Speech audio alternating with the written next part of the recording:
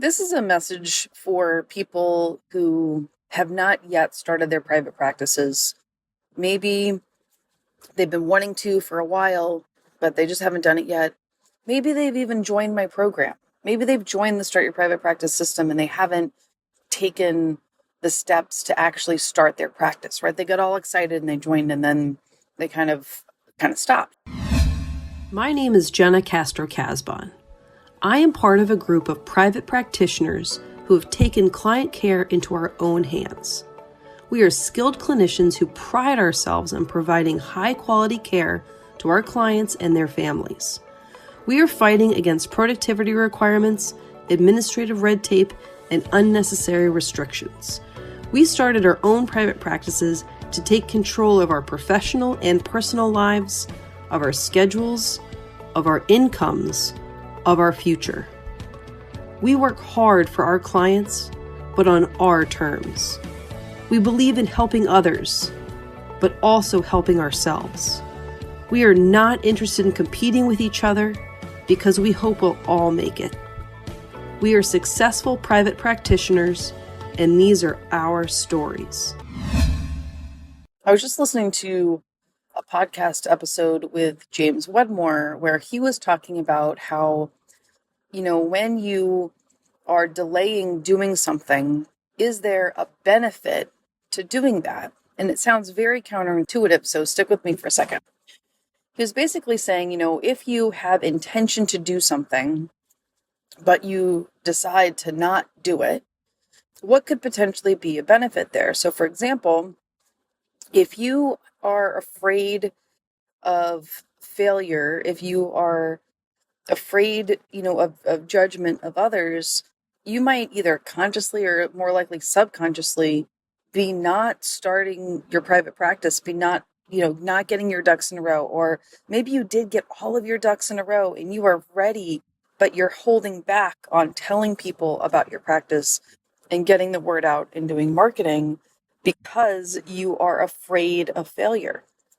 It is safe to stay in your comfort zone, right? And if you're going to start a private practice, that involves getting out of your comfort zone and doing something that you've never done before.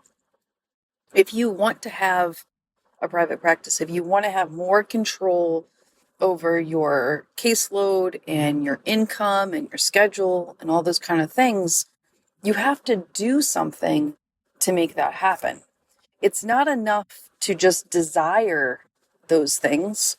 You have to put in the work to do it. And the work to do it can be hard, can be challenging, and takes effort.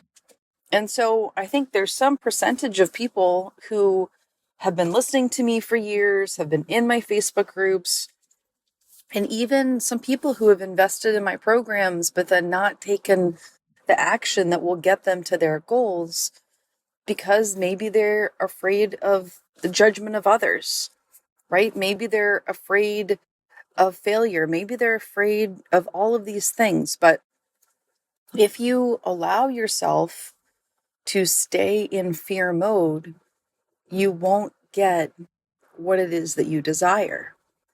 And, my whole mission is to help people's lives become better, right? Both for SLPs and the SLPs families, but also for the clients and the people that SLPs serve in their community through their private practice. So if you have been wanting to get started but haven't done it yet, take a second to look inside and say, why haven't I gone through, the motions? And again, or if you did go through the motions and you got set up, you got your ducks in a row, why haven't you actually launched? And again, my programs are set up in a way to give not just the educational component so people know how to start a successful business, right? Very few people who are speech pathologists have any kind of a business background. So that is the gap that I'm filling. I am teaching people how to become successful business owners as speech language pathologists. So not only do you get access to the content, but you also get access to the support in my communities, right? I literally hire established private practitioners to be in the group and to answer all kinds of questions. I answer a lot of the questions, but I'm not available all the time. So I invest in other very knowledgeable SLPs to be able to answer questions from people in my groups. So if you join and you follow the plan, there's literally no excuse why you can't have a private practice, because I've given you all of the resources. But this is the same thing as like leading a horse to water or whatever, right?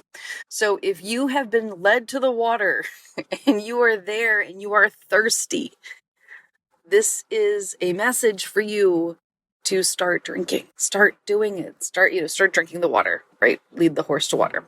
Start doing what you need to do to get your message out there, to start your private practice, to serve the community so that you can have what your end game is, right? If you want the freedom, flexibility, fulfillment, and finances, you have to do the work. And if you want help to do the work, if you want the A to Z comprehensive system that has helped over 10,000 SLPs start their private practices, head over to Instagram, look me up at Independent Clinician, send me a DM with the word START. And if you also want to watch my free training, you can head over to startyourprivatepractice.com/webinar, and you'll go through about an hour-long video about the process of starting a private practice. So I hope that this was what you needed to hear today, and we will be in touch soon. I cannot wait to help you build your successful private practice. Now that you've listened to the episode, I want to invite you to a free training. Do you have a business background? Most SLPs who go into private practice don't. You went to grad school, not business school. But here you are, trying to start or grow a private practice.